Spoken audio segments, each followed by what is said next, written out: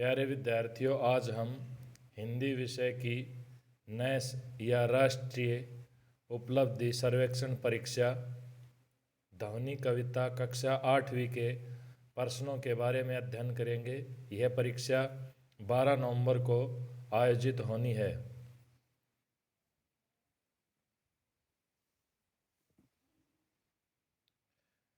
मृदुल का विलोम कायर, मलिन, कठोर, हल्का। मृदुल का विलोम शब्द कठोर होगा।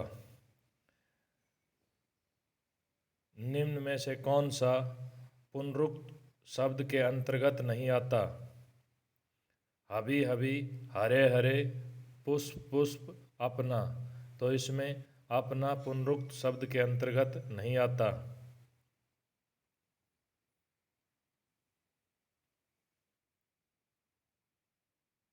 अपने नवजीवन का अमृत सहर्ष सींच दूंगा मैं।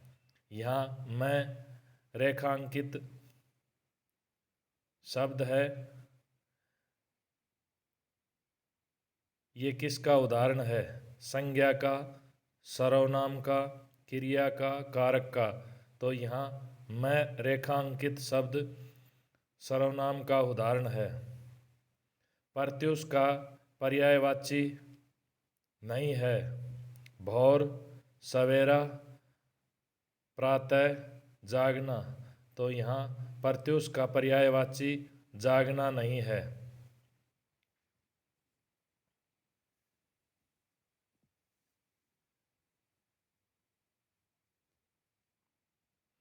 कोमल गात में गात शब्द रेखांकित है। तो ये किसका उदाहरण है? विशेषण का, विशेष्य का, सर्वनाम का, काल का। तो ये गात शब्द विशेष्य का उदाहरण है। कवि के जीवन में किसका संचार हुआ है? प्रकाश, अमृत, खुशियों, मृदुल वसंत। तो कवि के जीवन में मृदुल वसंत का संचार हुआ है। इस कविता में किस ऋतु का वर्णन है? वर्षा, गर्मी, सर्दी, वसंत। इस कविता में वसंत ऋतु का वर्णन हुआ है। कवि ने अपने जीवन की तुलना किससे की है? रात, सपने, आकाश, वसंत। कवि ने अपने जीवन की तुलना वसंत से की है।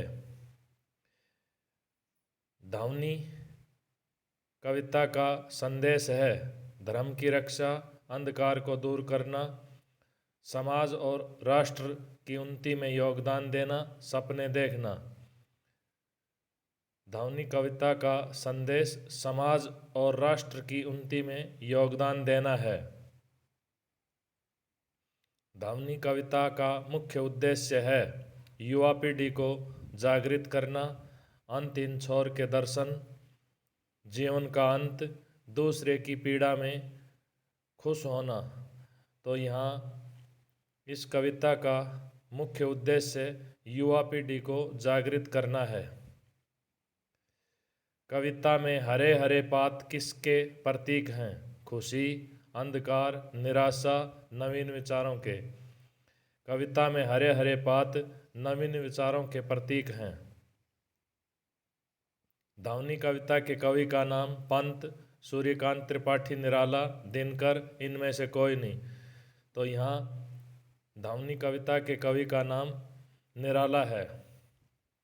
कवि के मन में वसंत के रूप में किसका संचार हुआ है? विस्मय, शोक, उत्साह, कोई नहीं। कवि के मन में वसंत के रूप में उत्साह का संचार हुआ है।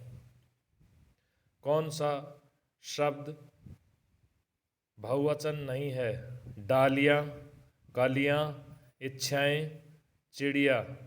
तो यहाँ चिड़िया बहुवचन रूप नहीं है। पुष्प पुष्प पंक्ति में अलंकार है। पुष्प पुष्प पंक्ति में यमक अलंकार है, सलेस अलंकार है, पुनरावृत्ति है या रूपक अलंकार है। तो यहाँ पुष्प पुष्प पंक्ति में पुनरावृत्ति अलंकार है। आशा है आपको यह वीडियो अच्छे तरीके से समझ में आया होगा। धन्यवाद।